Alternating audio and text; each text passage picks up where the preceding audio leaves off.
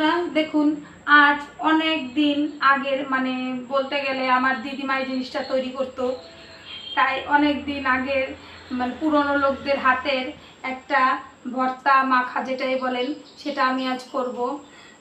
দেখুন এটা কিভাবে করি, আর আপনারা বাসায় করে দেখবেন যেটা খেতে কেমন মজা হয়।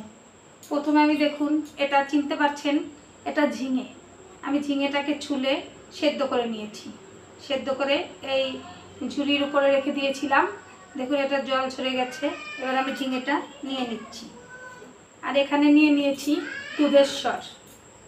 আমি প্রথমে ঝিঙেটা আগে একটু গলিয়ে নেব। কি সুন্দর জালি কচি ঝিঙেটা সুন্দর করে গলিয়ে নিয়েছি।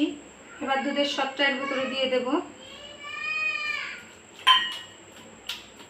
দিয়ে দিলাম। এখানে আর কিছুই লাগবে না, শুধু লাগবে সামান্য পরিমাণে একটু লবণ। সুন্দর করে এটা মেখে নিয়েছি। এটা দেখুন মাখাটা হয়ে গেছে।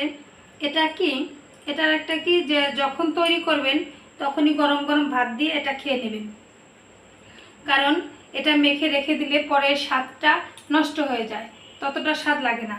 তাই যখন গরম গরম ভাত করবেন, ভাত করার পর যখন খেতে বসবেন ঠিক সেই মুহূর্তে এই ভর্তাটা বা এই মাখাটা তৈরি করে খাবেন, খুব মজা লাগবে।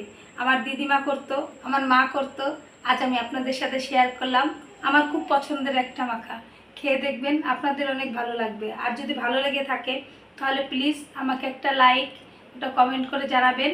আর রিমিস কিচেন চ্যানেলটা সাবস্ক্রাইব করে আমার সঙ্গেই থাকুন। ধন্যবাদ সবাইকে।